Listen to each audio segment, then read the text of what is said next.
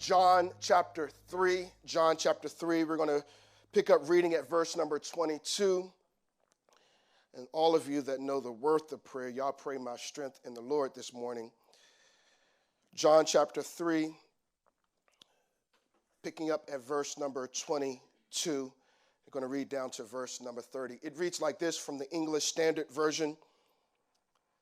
After this, Jesus and his disciples went into the Judean countryside, and he remained there with them and was baptizing. John was also baptizing at Enon near Salem, because water was plentiful there, and people were coming and being baptized, for John had not yet been put in prison.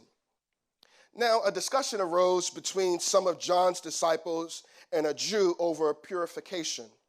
And they came to John and said to him, Rabbi, he who was with us across the Jordan, to whom you bore witness, look, he is baptizing, and all are going to him. John answered, a person cannot receive even one thing unless it is given him from heaven. You yourselves bear me witness that I said, I am not the Christ, but I have been sent before him. The one who has the bride is the bridegroom. The friend of the bridegroom who stands and hears him rejoices greatly at the bridegroom's voice. Therefore, this joy of mine is now complete. He must increase, but I must decrease. Those last two lines one more time. Therefore, this joy of mine is now complete. He must increase, but I must decrease. This is the word of God for the people of God, and so we say thanks be to God. This morning from our passage that we just read, I would like to title our sermon from this passage that we just read, A Different Path to Joy. A Different Path to Joy.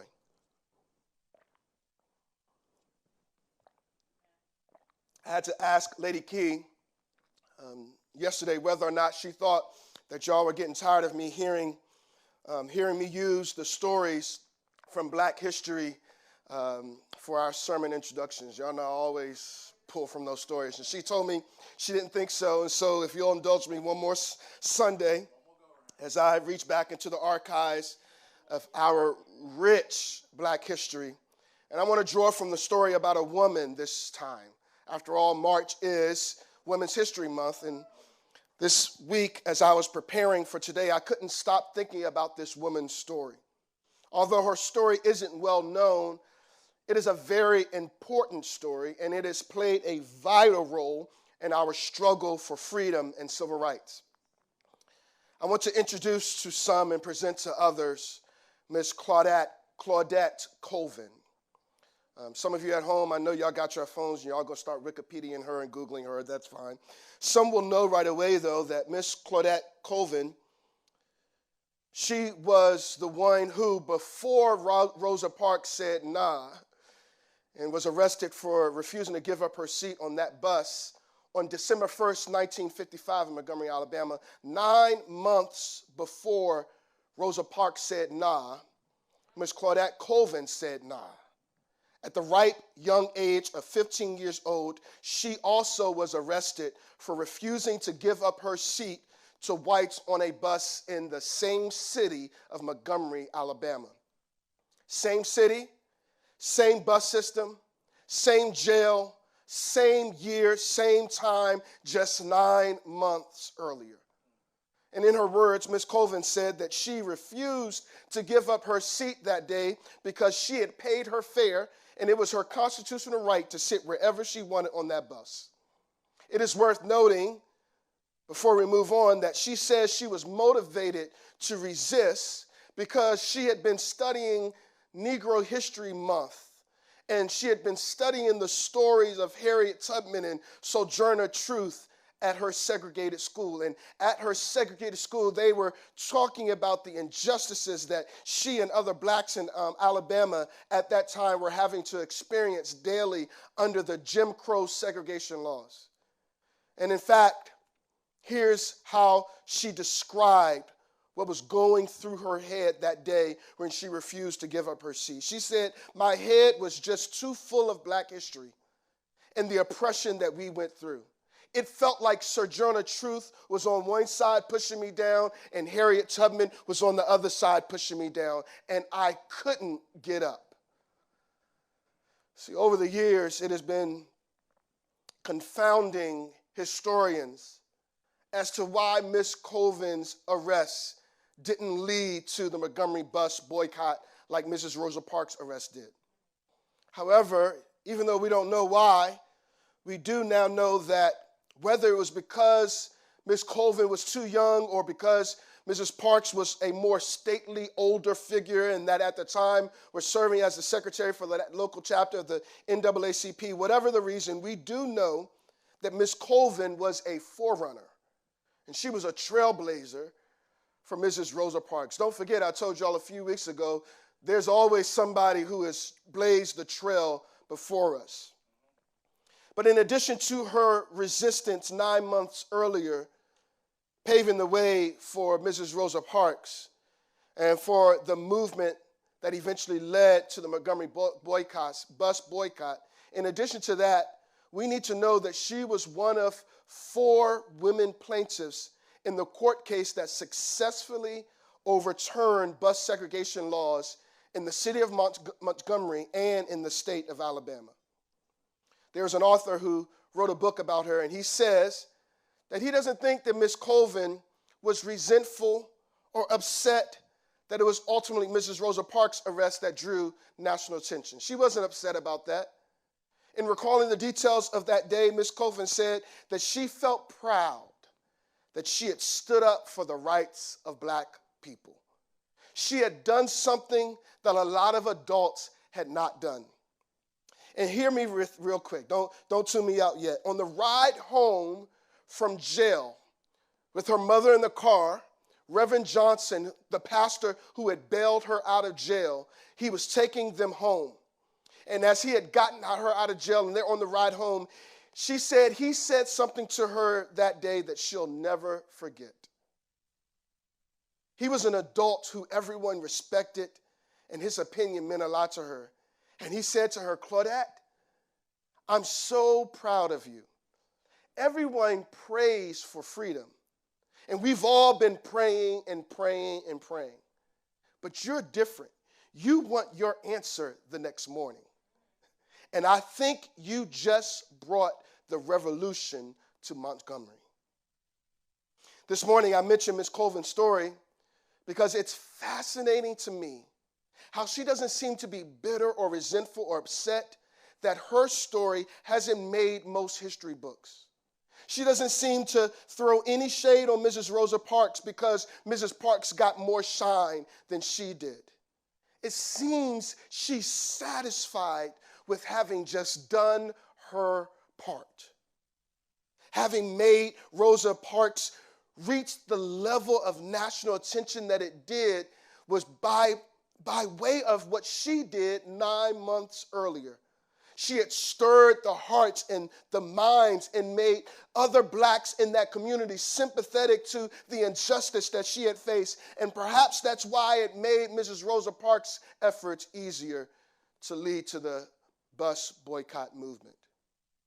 And the more I reflect on trailblazers in this series, the more I realize how trailblazers often have to sacrifice their own preferences, their own comfort and conveniences, their own promotion for the good of those who are coming after them.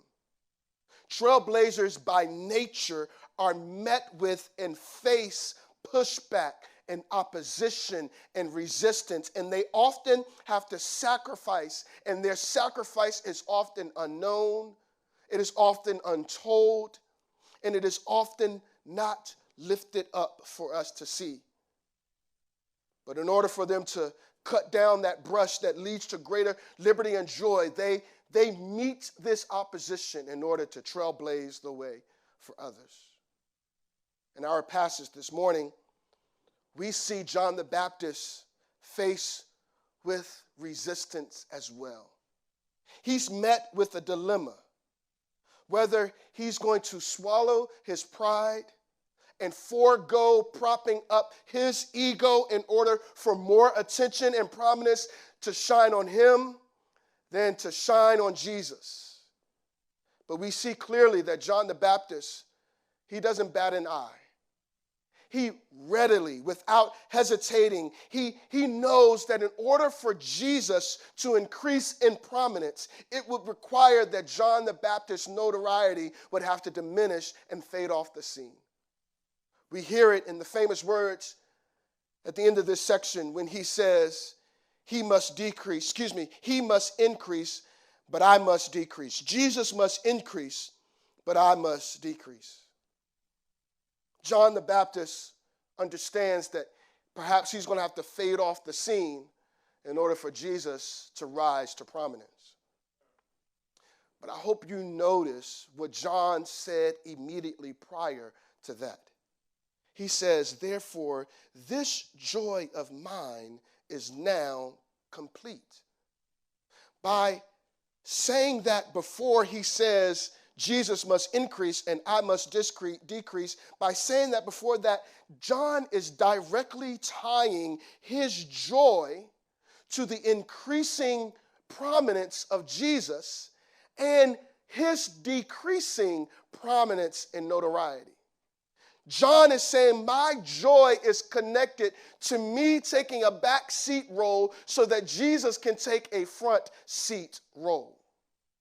Your joy is connected with you having a diminishing role. That is odd. That is not the path to joy that many of us are accustomed to. And even back then, they weren't accustomed to that either. Most of us, we tend to associate our promotion, our elevation, our rise in prominence, our increase. We tend to associate all of that with God increasing. But what if the way up is the way down? What if the way to leading is serving? What if the first are actually the last? See, this is a different path to joy that I want you to consider this morning, because in our culture, in our world, we think that our promotion goes hand in hand with God increasing. But what we see here is that there is a different path to joy, that if we would decrease, that Jesus would be able to increase. It's foreign and it is off-putting at first glance. And I'm sure some of y'all have probably already tuned me out because it cuts against the grain of what we perceive to be reasonable in our lives. But I venture to suggest that this is a different pathway to joy, but it can lead us to joy as well. In fact, this pathway to joy is actually quite radical, y'all. It seems this is why the writer of this gospel, John, not John the Baptist, the disciple, the apostle John, when he writes this gospel and when he writes this passage about what happens to John in this passage, I hope you noticed in verse number 22, he uses this connecting phrase. He says, after this. This connecting phrase, after this, even though it sounds like a phrase of timing, it's actually not a phrase of sequence of timing. It's actually just to get us as the readers to connect what he's about to say to what he has just previously said. The writer wants us to look back and turn the page so that we connect what he's about to say to what he has already said. And this after this phrase connects us to some radical ideas that are put forward in the beginning of the 3rd chapter of John.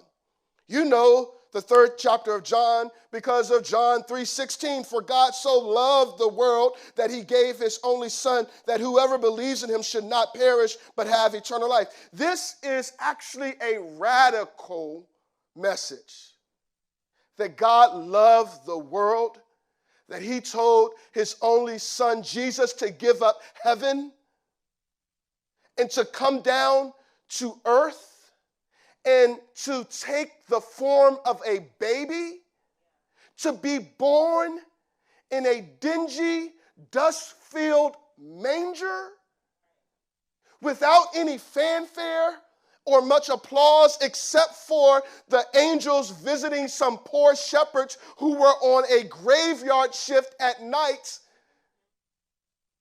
This is the message. This is the gospel. It is a radical message. It is the message that Jesus says, even though foxes have dens, I don't even have a place to lay my head. This is the same Jesus who came into town not even on a horse or a chariot, even though he was the King of Kings and Lords of Lords. He comes to town on a donkey.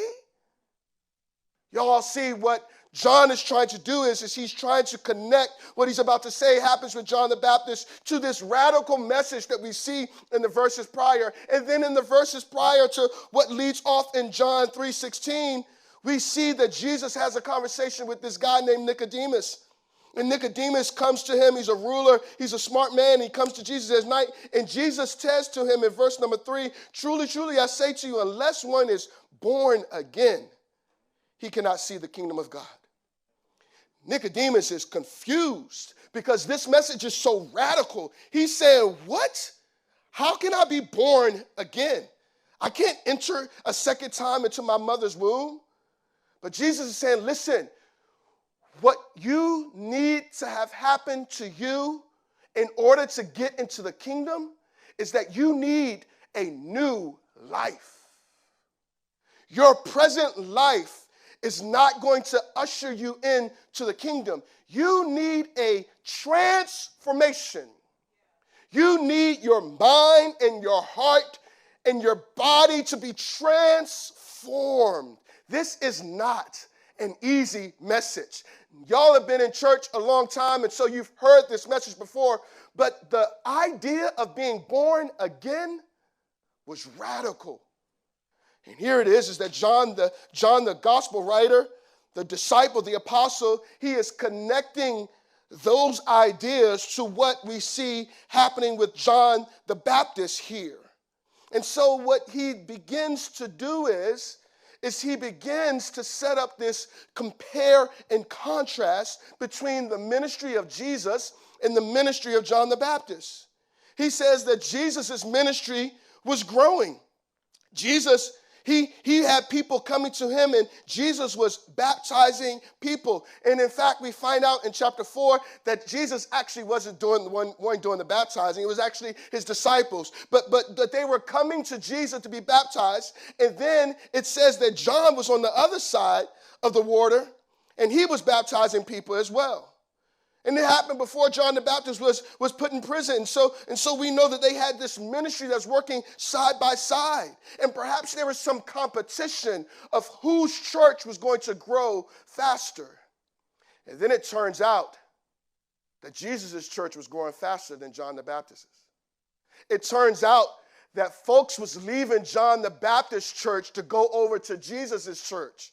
This is the contrast that John, the gospel writer, is putting before us. He says in verse number 25, now a discussion arose between some of John's disciples and a Jew over purification. We don't know what that discussion is, but it was discussion about legalist stuff. And they were saying, well, what is more pure? And somehow or another, it came out that it made John's disciples go to John and said to John, teacher, the one who was with us across the Jordan, to whom you bore witness, look, he is baptizing. He's baptizing folks. And all are going to him. See, we don't know what the discussion was about purification, but whatever it was, it led them to say, hold up, John, our teacher, wait a minute. If what we have just discussed is true, and Jesus is baptizing folks, and you're baptizing folks, why are folks leaving you and going to Jesus? Y'all, these disciples, they were fans of John the Baptist. And they began to try to whisper into John's ear this idea of comparing himself to Jesus. Y'all know we live in a culture where we compare all the times. And oftentimes it is our friends and our fans who are saying to us, did you see what so-and-so did?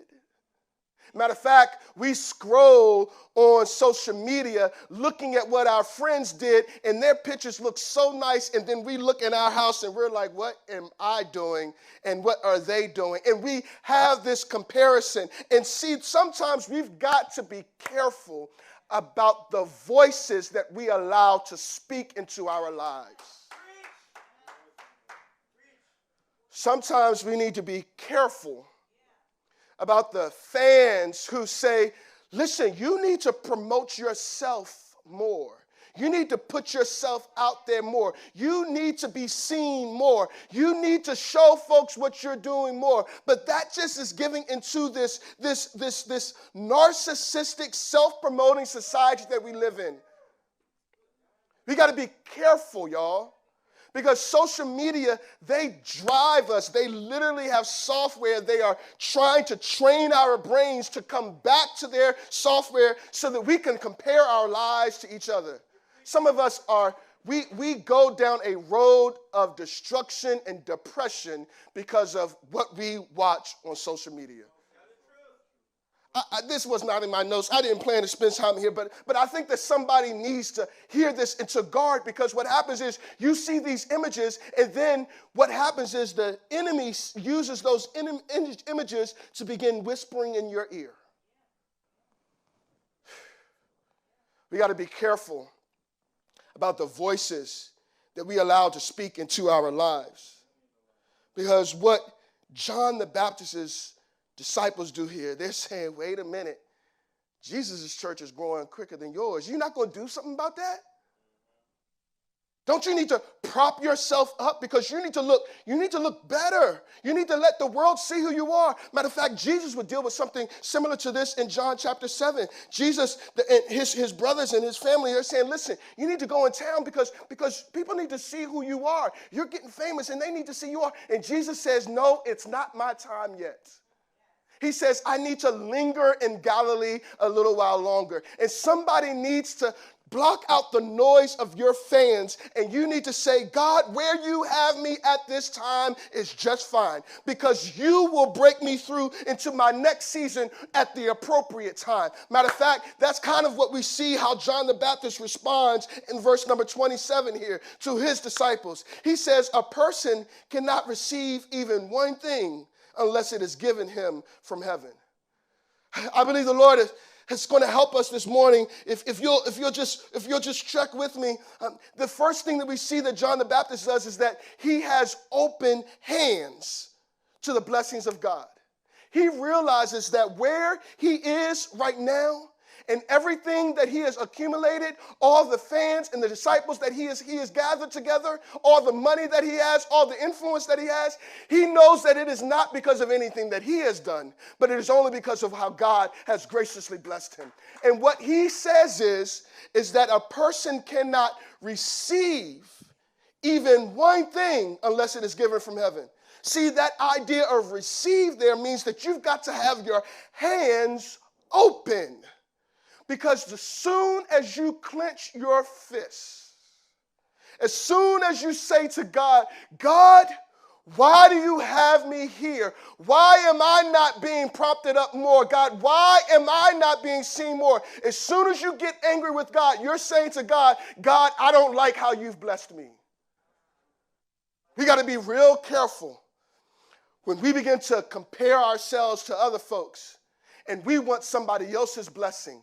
Listen, the old folks used to say it like this: what God has for me, it is for me. And we have to learn to live our lives with open hands to receive what it is that God gives, because nobody, I don't care how big your platform is, I don't care how much money you have, I don't care about how many followers you have or how many likes you get, nobody gets that on their own vein. It is only by God's doing. And truth be told, I'm preaching to myself a little bit up here. Maybe not a little bit, maybe a whole lot, because as preachers and as pastors, y'all, we are so prone to be tempted in this way. It is so easy, particularly now when everybody's at home and they're just watching on TV. Oh my goodness, how many eyes are coming to our feed? How many eyes are going to somebody else's feed who has better production and better this and better that, better preaching? But no, here's what I've concluded. Here's what my prayer is. God, what you have for me, it is for me. And I want to have my hands open to receive what it is that you give. And I want to be able to celebrate somebody else if God is blessing somebody else down the street. Because indeed, it is not about the name above our door, but it is about the name that is above every name. And so we have to have our hands open. Hands open also means that you can't close them in order to try to keep it from being released to where God wants it to go. This is a tricky one because as pastors and preachers, we get real sensitive when somebody leaves our church to go someplace else. I know I do. I know I've been hurt by that before. I admit it. I'm human. I'm sinful. My pride has gotten in the way. But here it is that if we have our hands open, God is the one that blesses. And just as he sends someone else somewhere else, he can send somebody else right back to us. We need to live with our hands open. Not only do we need to live with our hands open, but if I can move on to the next verse, we also need to live with our eyes open. Verse number 28 says, John the Baptist says to them, you yourselves bear witness that I said, I am not the Christ, but I have been sent before him. I am not the Christ. I am not your Savior. I am not the Messiah. I am only the one who has been sent before him. And what I hear John the Baptist saying there is, I need to keep my eyes open so I will see where God is leading me next. I am the one who was sent before Jesus. I was the one who was to trailblaze the path before Jesus. I was the one who was crying out from the wilderness, prepare ye the way of the Lord. And what I need to do is not be so caught up on myself that I don't keep my eyes open to how Jesus and God is leading me to my next level of ministry, to wherever he has me to go next. Many times we keep our eyes closed and we get distracted because we don't see how God is shifting and how God is moving. They knew that John the Baptist had said, I am not the Christ. John the Baptist was so clear about his direction in life. He was so clear about the assignment on his life. He was so clear about his role. And he's saying to God, God, I know that you will never leave me astray. I know that if I keep my eyes on you, you will provide for me. God, I know that you will accomplish your plans. I know that you will finish the work that you began in me. And so, God, I can keep my hands open, but also can keep my eyes open so that I can follow you as you lead. God, wherever you lead me, I will go. And if none goes with me, I will still follow you. We need to live with our hands open. We need to live with our eyes open. But we also need to live with our ears open. Verse 29, John the Baptist says something else to them. He says, the one who has the bride is the bridegroom. The friend of the bridegroom who stands and hears him rejoices greatly at the bridegroom's voice. Now, if you have children in the house, you got to tell them to close their ears just for a second so that I can explain what's going on here. It's crazy, y'all, but this is what the text is teaching. That there is a groom who's about to get married. He's about to get married, and he has a best man. And back in this culture, what would happen is that the groom and the best man and the bridesmaids, they would lead the bride to the groom's house. But they would stand outside the tent and they would wait to hear that the marriage had been consummated. And when they heard the voice of the groom consummating his marriage, they knew that it was time to rejoice. See, that's why our ears have to be tuned in to what Jesus is saying. Because the picture here that John is lifting up is that the church is the bride of Christ and that Jesus has come. And so we must pay close attention to the voice of Jesus. Jesus says it this way, my sheep hear my voice and they know when I'm talking to them. And we can get caught up in our own kingdoms and we can get caught up in our own worlds, but we need to get caught up in listening to how Jesus is speaking. We got to keep our ears open to him. Because sometimes we don't need to just have people praise us, but we need to rejoice about somebody else's success. Sometimes the best antidote to our coveting what someone else has is to celebrate what someone else has. Sometimes the best antidote to coveting to what someone else has is to celebrate what somebody else has. Here it is. John the Baptist says, I rejoice greatly. Y'all, what he is putting forward here, this is radical. What he is suggesting is it goes against the grain of our culture. And if I'm honest with you, I'm still kind of struggling with this text, and I think one of the reasons why is because I have been so ingrained by our culture. I've been so ingrained about propping myself up. I've been so ingrained about being concerned about my kingdom. But it cuts against the grain of our society. This is a pathway to joy.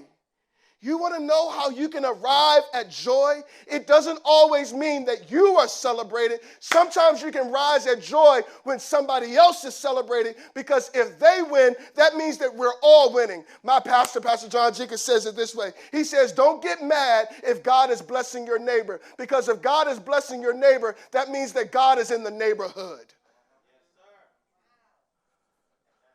See, sometimes we need to keep our ears open. And before I move to this last point, I just have to say this, is that when John the Baptist's disciples came to him, I just wonder what was going through John the Baptist's mind. He had built up this ministry. And initially he's saying he was cool with being humble. He was out in the wilderness. He was eating locusts and wearing camel's hair, and he didn't have a large crowd, and he probably was okay about that. But then folks started being attracted to him. And so his crowd starts growing. And he is thinking to himself, man, I must be doing the right thing. But then all of a sudden, it's like his ministry is being undercut. I can only imagine that at this moment, he is in a spiritual, ambiguous place in his life, thinking to himself, what is going on? I know I'm supposed to pray for the Lord, but why is it that now it seems like if I am losing, it seems like if I am not winning, it seems like everybody is going to somebody else. But even in your place of spiritual ambiguity, your place where spiritually you don't know even where you are, it feels like things are being undercut from underneath you. I just want you to be encouraged to keep an open heart as well. That's what we see there at the end of verse 29 and the beginning and verse number 30. He says, therefore, this joy of mine is now complete. He must increase, but I must decrease. See, John the Baptist understood that he needed to keep his heart open to how God would begin to move, even if it no longer included John's ministry. This is a hard place to sit with and to wrestle with. John's ministry is about to fade off the scene. But yet his heart is still open to the move of God. And he says that even though his ministry is decreasing, my joy is now complete. Even if my role is diminishing, my joy is now complete. This leads us to understand, y'all, that if we follow Jesus, it will require that we decrease. It will require that we lose our life. It will require that we die daily as we pick up our cross and follow Jesus. John Piper said it this way: when Jesus becomes greater in the world and I become lesser in the world, my joy increases. I know it's not what we're used to hearing, folks. And if I'm quite honest with you, I'm probably worn out of all these preachers who are helping people to walk into their destiny, helping people to figure out how do they get an increase and how do they get promoted and how do they get elevated.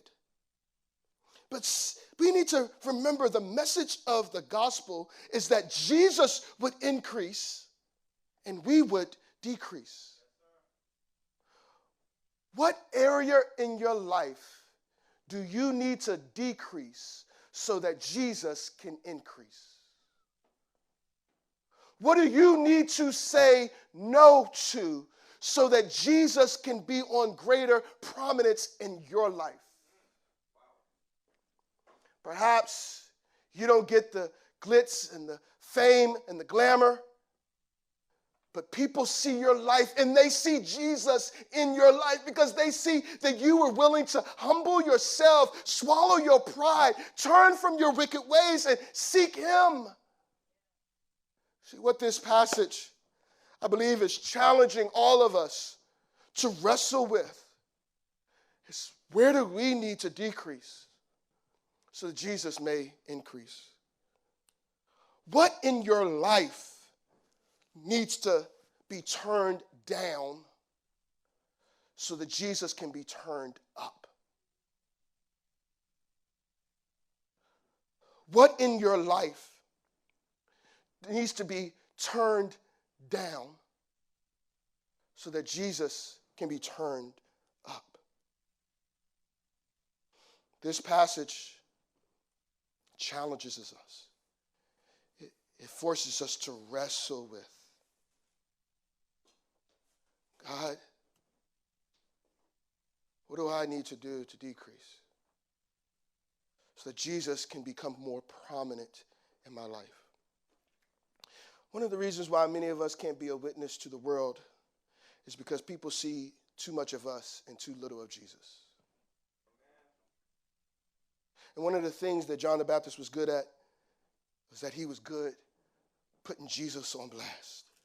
He was good in making Jesus' name famous. Matter of fact, John chapter 1 says that there was a man sent from God whose name was John. This is John the Baptist. He came as a witness to bear witness about the light, that all may believe through him, Jesus. John the Baptist was not the light, but he came to bear witness about the light. How does your life bear witness about the life of Jesus? Do people see you saying no to you and yes to Jesus? Perhaps this week, you can just write down one thing that you're going to turn down in order for Jesus to be turned up. Think of one thing that needs to decrease in your life so that Jesus can increase in your life. I believe that that is a different pathway to joy. But I want to let you know that the joy that God gives, it is not a joy of the world. It is not what the world says is joy. It is an unspeakable joy. The old saints used to say it like this: the joy that we have, the world did not give it to us, and the world cannot take it away from us. We can live with open hands. We can live with open eyes. We can live with open ears. And we can live with open hearts, because we know that even though that's not the pathway that the world takes to joy, and even though it's a different pathway to joy, that too will lead to joy, and we will be able to say, this joy of mine is now complete. Just because God is trying to tell you to turn down some stuff in your life doesn't mean that he doesn't love you. It doesn't mean that he doesn't want what's best for you. It doesn't mean that he has forgotten you. It means that he wants you to experience joy abundantly in your life.